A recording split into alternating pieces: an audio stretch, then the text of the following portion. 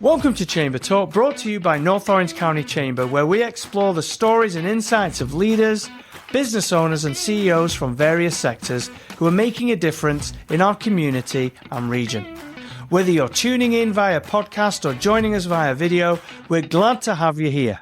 I'm Andrew Gregson, your host today, and we have a special guest, Todd Huffman. Todd, thanks for coming on. Yeah, happy to be here. Fun. So I wanted to start off a little bit, really, Todd, because you do lots of different things. One of them is what we're doing today. But I just wanted to maybe share with our listeners, a little bit of your background, a little bit about digital media, storytelling, how you got all into that type of thing. And yeah.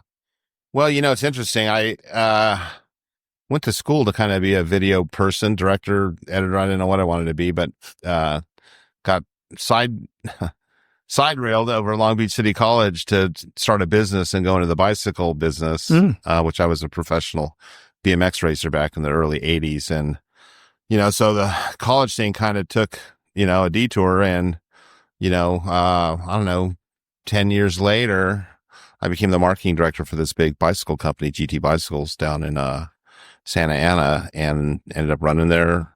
They had a video department.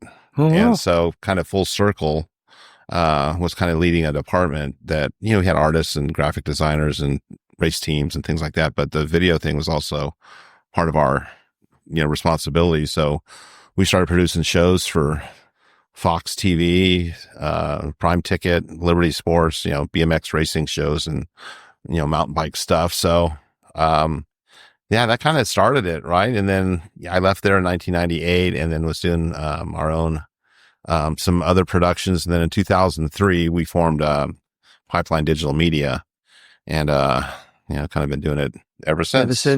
So what type of BMX racing did you do? Was it racing over the little humps there or freestyle or?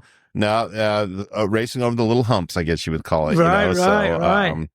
That's how BMX was born. Was doing that, and then the freestyle evolved out of that. Yeah. So, so I used to be a pro racer. I lived in Long Beach and raced for a big company called SE Racing, which is now kind of a cool core brand for the kids that do the big wheel BMX bikes and, I don't know, ride wheelies all over the place and cause traffic mayhem. So no, I see also on your social media you do a lot of things with motorbike racing and things like that. You want to share a little bit about the motorsport industry? When we started the company in 2003, my partner Don Huffman, not Huffman, I'm a Huffman, he's a Hoffman. Anyhow, he is good friends with Stacy Peralta, famous skateboarder, kind of before Tony Hawk, and our company is called Pipeline Digital Media, named after the Pipeline Skate Park, which the Hoffman family built and ran. So we were wanting to do, Stacy Peralta had come out with his Dogtown and Z-Boys documentary, famous skateboard documentary, groundbreaking. And we wanted to do something similar because it was just so cool. And we thought BMX and whatever, but the market was too small. Then I said, hey, what about, motocross, dirt bikes? Because I got involved with BMX because I really wanted to be a dirt bike rider, right? And there was no, documentary type of information back then, was there, I suppose? Well, no one had ever done one before, just magazines when we were kids, and so we created a TV series for the Speed Channel called The Motocross Files. And it was kind of like a behind the music kind of show. Each episode covered a different champion that, these are world-class national and world champions. And it was pretty groundbreaking to have a show like that in that dirt bike world, and it kind of put us on the map for doing more of that stuff. And since we've gone on to do several feature-length films about various subjects in that world. We're working on one right now that'll be out in 2026 called Blackwater, and we kind of are known for that stuff, so it's fun.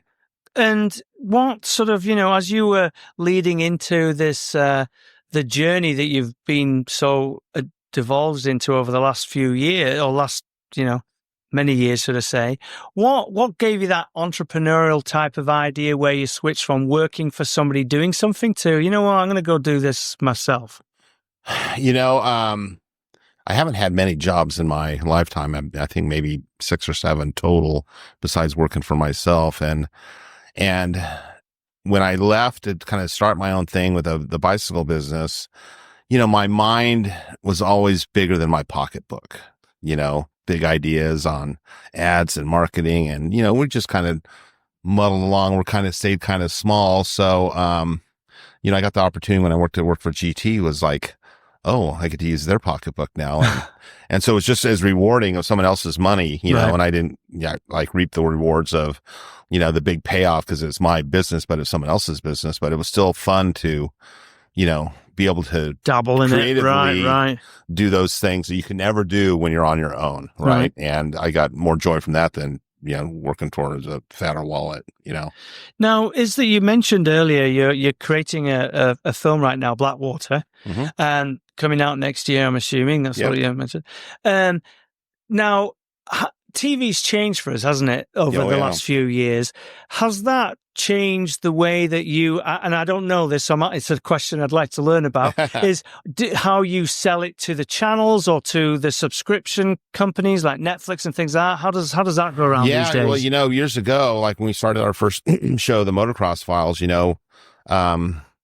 being like an independent producer, it's not like we have agents and all that stuff. You kind of would do these deals called barter deals, right? Where, you would produce the show and give it to the network like Fox or Speed Channel for free. And they give you like 6 commercials time slots. Okay. And then you sell those to your sponsors of the show. Right. And you create these packages that have, that brought to you by billboards and, you're listed on the website or you get some extra stuff. And, it was hard because you had to be a salesman. Right. And then go be creative and be a producer or director too. Right. So you wear a lot of hats and this new project, thank goodness we are hired by the company who puts on this famous, dirt bike race called the Blackwater 100 from 1975, and it's evolved into this big national championship series called the Grand National Cross Country Series. So that organizing body is actually just paying us. We're just hired to do the job, to produce this movie for them and hand it over. But we're also working real closely with them because it's new for them to be in this business, right? So we've already reached out to, streamers and theatrical distributors that we worked with in the past to put the movie in the theaters. And, so we're already working on it. We just barely started shooting and we're already working on the distribution of it. That's pretty amazing. So, do you feel, I'm assuming because it's still in the ballpark of what you used to do back in the day and love so much, does it help that you do have a good, strong knowledge of, BMX, motorcycle, things like that when you're shooting this sort of stuff? Or is it just a case of, I've got a camera, I can do it? No.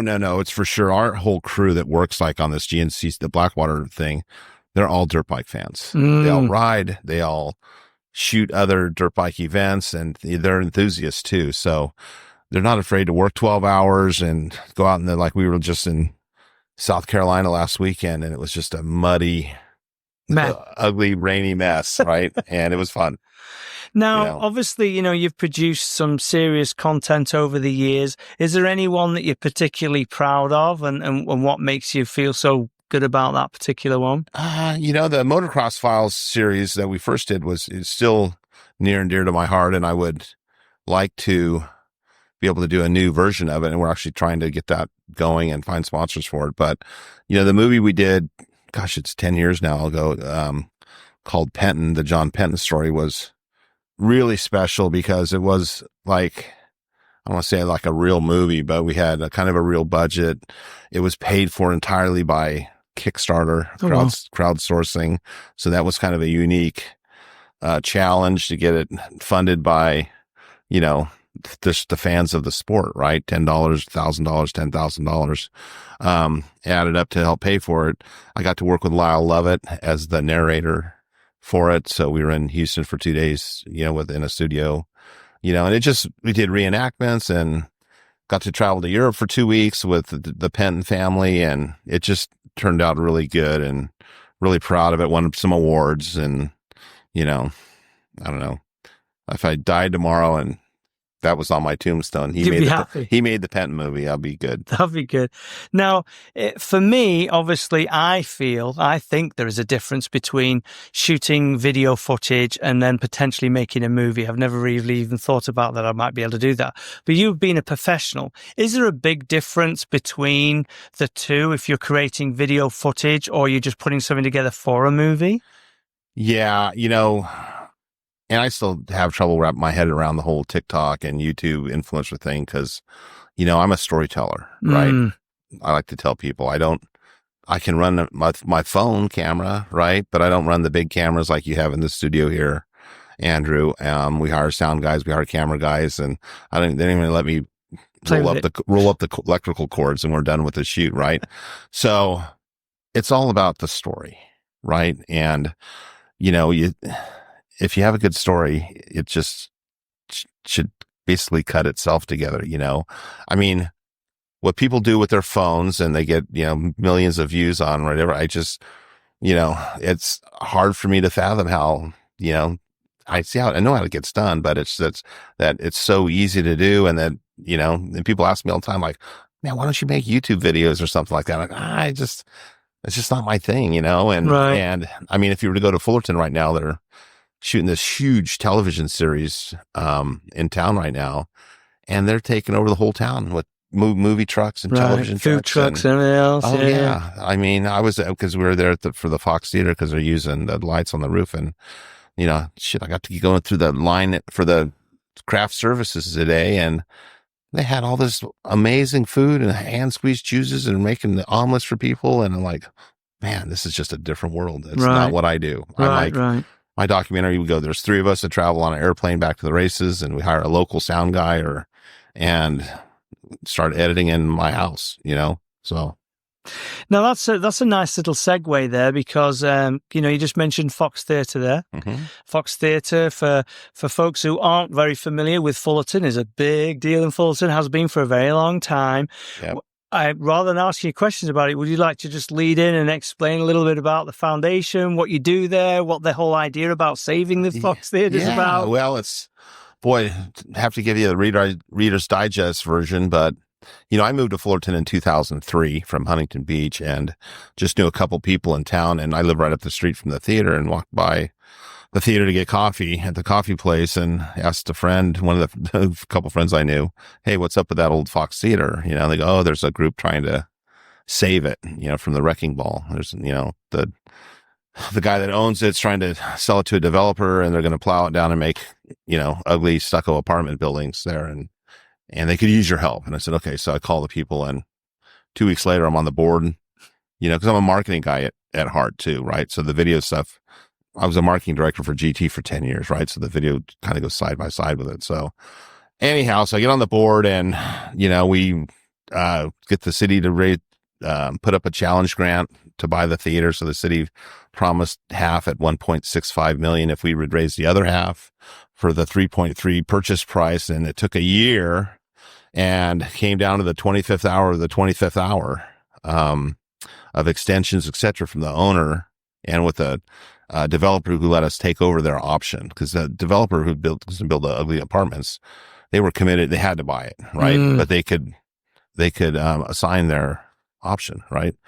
And when it came time down to it, it's like the wrecking ball was driving down the street, and we were still short, and picket signs out in front of the theater, and people stopping at the side of the theater and dumping their ashtray change into buckets Halloween and things, buckets and stuff like that. Right. So it was a big effort. And then out of the blue on November 17th, this elderly gentleman walked in our little office, and myself and Jane Reifer, the foundation president, were in there, and he says, how much I hear you're trying to save that old theater up the street. How much is short? And Jane was like, we both were kind of nervous. She's like, 670. I just round up. I go, $700,000. He said, okay, how about I give you $1 million and you meet me over at Citizens Bank at Wilshire and Harbor Boulevard. Wow. In 2 hours. Wow. And he walked out the door. And sure enough, we went over there, and he was already there, had a cashier's check made out to the foundation for $700,000. He gave it to us, and said, I'll give you another 100,000 a month for 3 months for an even million. This is a gift for Fullerton. Please keep my name anonymous. I don't want anybody to know about it. And he walked out the door and never saw him again. Wow. How amazing is that? And the theater was saved. Wow.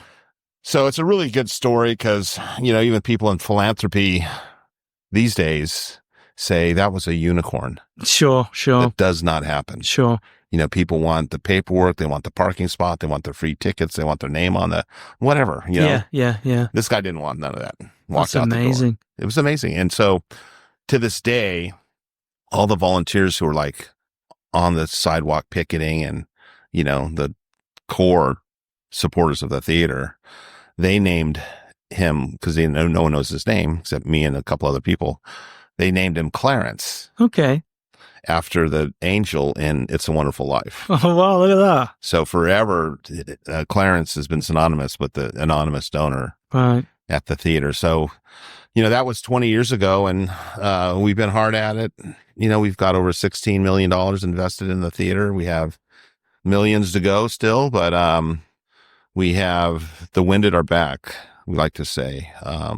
We're just finishing up what's known as a phase 2 construction in our world, which, the phase 1 was all the seismic work getting done, the rehabbing of the retail property on the corner that is now Drip Coffee and Sushi Fire. Just a lot of internal work you can't see from the street, right? Mm-hmm. Elevator shafts, plural, for future construction. I mean, we basically built the bones of a 3-story building between what's known as the tea room, which is the retail side on the harbor side of the theater, right next to Angelo and Vinci's building, and the theater. Mm-hmm. And you can't see this when you drive down the past, street. it just looks like nothing's going on. Huge 3-story staircases and infrastructure, and additional, 3,000 square feet of space was added. And so that was phase 1. And so phase 2 has been with the help of our Assemblywoman Sharon Quirk Silva, was part of a $2.5 million grant that she got for us. And with that, we've been able to build out almost the entire new air handling HVAC system. We have beautiful new bathrooms that we're so proud of after 20 years of having no bathrooms in the theater.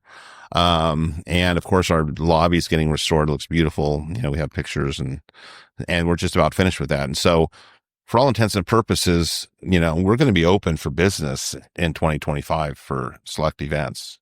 That's amazing. We have something coming up for April 12th, which is only, less than 2 months away. Yeah, not far away. And then the Fox's 100th birthday is in May, and we're going to have a big public event there. So things are happening. That's awesome. That's fantastic.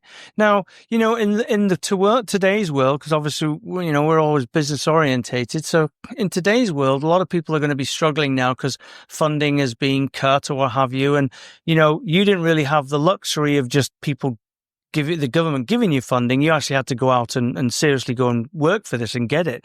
So, 16 million is a lot of money. Over the years, what really do you think stood out to help you as an organization to, get this revenue that you needed?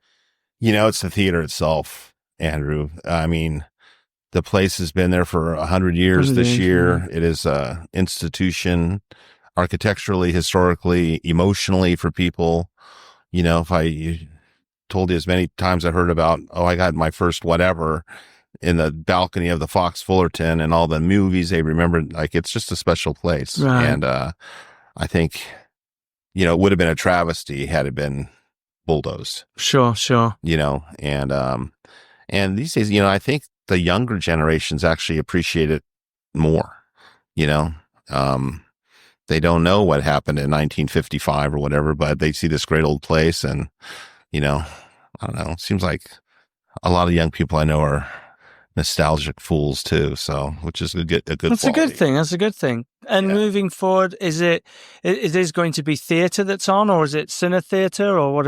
It's going to be an entertainment venue. Okay. And man, anything we can do in there to make a buck, right? So we could be having our own comedy shows and things there, you think? And wow, look at that. We hope to have a some chamber events there. Well, it's our 132nd birthday this year. Okay. So, we're only 30 years apart. I'll just offer the theater I think that'd for be a you really to cool host place. something there. Yeah, that'd be really cool.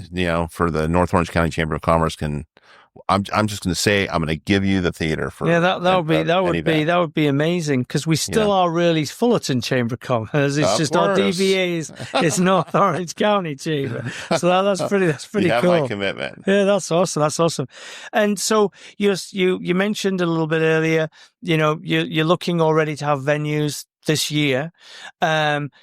Moving into 2026, 2027, is that when you're thinking maybe we're open for business totally, or is there still quite a lot of stuff to go on? There's still quite a lot of stuff to go on, but, the COVID really hindered what we were supposed to get out of that $2.5 million grant we got from Sharon. Right.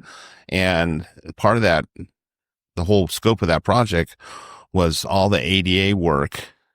It was everything we got done with it, but it also had this ADA work that was needed in the theater auditorium, which is crucial to getting a certificate of occupancy. Right. That's the big one that people actually struggle in business, isn't it? Well, if we had that, we can officially say we're open for business 7 nights a week. Right. Right. But because we don't have that, just because the ADA work's not done, but bathrooms, environmental control systems are in, all the other stuff, we still have to have a special permit, which isn't a big deal, and have what they call a fire watch from the fire department. Okay. But even now, the fire watch, as of our Day of Music event last summer, we could train a volunteer to do it, so we don't have to pay the fire department to be there for events. So it's just a couple extra steps, and in the spirit of what we're trying to do with the theater for the last 20 years, the Fox is going to be open, and we're actually waiting right now, Andrew, for some revised, modern, updated construction estimates, that will kind of tell us how much, in various, if you want it done this way or this big project, whatever, what that'll cost. And it's going to be part of a capital campaign strategy that'll get launched pretty soon, as well as potentially an investment strategy. All right. Because there's people that want to give you money. Sure. And have to give you money because they have to get rid of it. Right. But there's people that can't give it to you, but they may park it with you for a while. Right. And so we have a vehicle, a kind of a mechanism to take that money as well. So people can invest in the theater and the operations. Now, obviously, this is no little undertaking, and you've got a pretty large amount of people who are behind it as well. In the future, how expensive do you think it will be to keep the business that it will be by then sort of like running? Do you feel it's going to be a lot? Is it not so much as long as we keep on to it? I mean, because it's an old building too, there's lots of structure. I know you're fixing things, but with the retail properties around it supporting it, because there's 10? Rodeo, something's coming in around it. Yeah, that's next door, right? So that's a big deal. I mean, the Fox has almost 20,000 square feet of retail support. Oh, wow, that is big. Yeah. So, that doesn't hurt. Help pay the annual bills and, and with that, and plus the conservative estimates of only, I think, having like 135 event days a year, which is about a third, pretty conservative. Sure. The pro forma on the income, kind of the EBITDA thing is, like in the black, right? And the it's not like a hockey stick growth chart, but it's kind of a nice steady line, right? Paying back debt, right? Still growing, sure. Not having to ask the city for money, right? Maybe have a few other fundraisers a year because now the theater's open, everybody's super excited about it. That's they want their names on all these naming opportunities that are going to be available. So it's all good because the theater has all these revenue opportunities in it. The theater's like a inventory. It's like a store of naming opportunities, right? Chairs and lobbies and staircases and whatever. And you just can sell that stuff, forever. Plus every little space is rentable for a party or a business meeting or lunch or a wedding or a quinceanera. That's true. Yeah. I didn't really think about that. Yeah. And with everything that's going on right now, if people who aren't involved hear this or even just stumble across it and would like to get more involved, how can they do that? What do they do to reach out to you or whoever to be involved in some way? Yeah, the best way is just through our website, foxfullerton.org. You go to the donations page, and that's been kind of built out, and it's a little more robust because we have, besides just plain donations, there's naming opportunities are on there. Some of them, employer matching through Benevity Corporation. We'll take stock through Morgan Stanley. We have an account with Morgan Stanley. I won't mention a name, but a year or so ago, I was in Mulberry Street, downtown Fullerton, having dinner with some people, and someone tapped me on the shoulder, and a well-known family gentleman from one of the families said, "Hey, Todd, do you guys have a brokerage account?" And of course I knew who he was. I said, "No, but we can get one." And he goes, "Go get one, because I have wanted to transfer some stock to you guys." Wow. That's awesome. So we went or opened an account with Morgan Stanley, and he transferred some stock of Apple and some of the other, blue chip type companies. And it's good. It's grown in value, and we're getting ready actually to spend it on some work to be done in the theater the next 2 months. So. That's fantastic news, isn't it? Yeah. Have you been able to use a lot of local contractors to help you, or is it a specialized topic sometimes with some of the stuff it's interesting you mentioned that, because we are so proud of just the last, maybe only 4 months, Andrew, that because we've kind of gotten the lobby and stuff, the kind of the sexy things kind of done, and people can see real progress. Bathrooms and seismic work are not sexy. No. Air conditioning system are not sexy. Oh, murals and painting and all that stuff, sexy. Yeah. And so we've been able to ask and put out there through Facebook and whatever, asking for in-kind companies to donate certain aspects for this project or that project. And, we have gotten this is for the lobby, because we're trying to get this all finished before the 100th birthday. We got the lobby promise for the epoxy surfacing of that, the tile work done, the entry to the bathrooms, the scaffolding just recently that will help finish the molding in the theater, install, electrical, the fine folks at Ganal Lumber across the street from you here are doing all new doors in the theater, from the lobby into the theater. That's a very expensive, for those heavy oak soundproof kind of doors. We just can be happier with the local contractor support of now, because people can see it now. Yes. They are, like I said, we have the wind at our backs, and there's a deadline for the Fox's 100th birthday, and people want to be part of it. And then just wrapping up on the Fox, because I want to talk to you about a few other things that you got your little fingers in as well.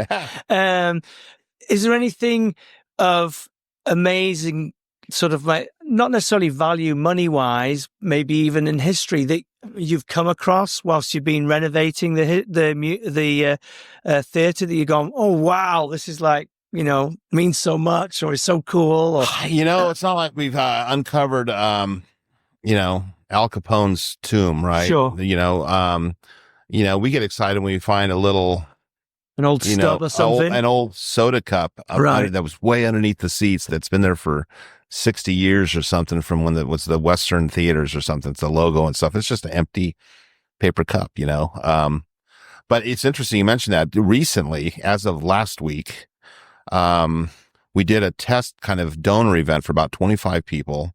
One of our other donors suggested, "Hey, I want to bring some people that might want to donate to the theater. Can we show a movie or something, a silent movie?" And, because we have bathrooms and stuff down. So we said, okay, yeah, we'll do it. Right. And this is last Thursday, I think, a week ago from today. And we showed, the General, Buster Keaton, right? It's a full length, 70 I think it's 119 minutes long or so, almost 2 hours or whatever. And to add to it, we hired David Marsh, who's a live organist, to play. He's one of the country's foremost, theatrical organ players. And he brought up his organ. We had to go get it, and with a truck and everything, he brought up his organ and we put it at the front of the stage, and he played live. Wow. Look To at Buster that. Keaton's The General. And there's a little video of it on our Facebook page that shows him. And it was just wonderful, right? And we raised over $100,000 for the theater. But what we learned, a nugget of information, everybody has always thought that, because we have the holes where these pipe organs, the pipe organ lofts, right? Mm-hmm. And everybody's like, oh, whatever happened to the Fox's pipe organ and whatever. David told us, he says, the Foxes never had a pipe organ. It has the organ lofts, but they never installed the organ. Oh, they were just decorative. Decorative, right. And they never installed the organ. And he said, because the organ that ended up at the Fullerton Auditorium, formerly known as the Plumber, got the Fox's organ. Look at that. Yeah, like it was canceled from the Wurlitzer Company in the late 20s. And the people building the Plumber said, oh, well, we'll take it and put it in the Plumber. And that, wow, so actually the Plumber Auditorium has the organ. Yeah. And he also said, tonight is probably perhaps the first night a live organ has been played in the Fox Theater in 100 years. Wow. Because he said, well, what would they have used in the 20s when the theater opened? Because they would have used a piano or a live orchestra.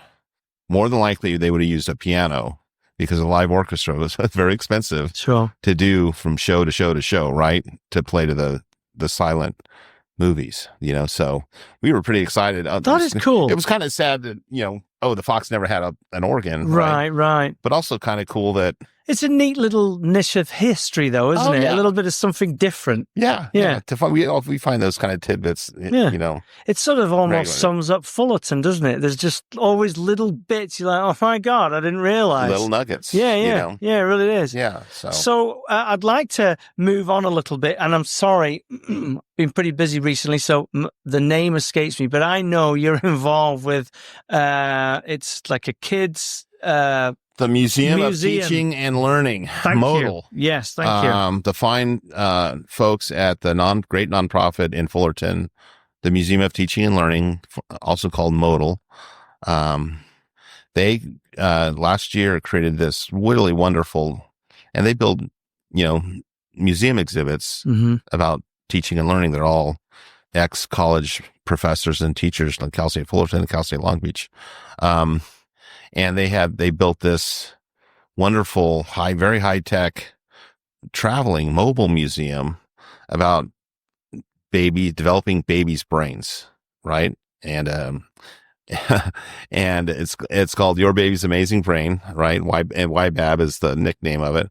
And it's got it's in a big 50-foot semi truck, and it kind of travels around like the bookmobile, right? And it's designed for public spaces or educational spaces for, young mothers, young fathers, young families, or expecting mothers and families, educators, medical professionals, etc., to really learn from, infancy to 5 years old, what happens in a baby's brain. And I got involved with them last year to help them with some of the marketing and sponsorship, acquisitions and things like that. And it's really something that's pretty cool, and it's going to be, rolling down the road to favorite city or shopping center or something. And you guys don't you work alongside with First 5 OC as well? Isn't that, well, have I seen that around? I don't exactly know what their relationship is, but they're because it makes sense. They're sort of like in that world, aren't they? 0 to 5, right? Yep.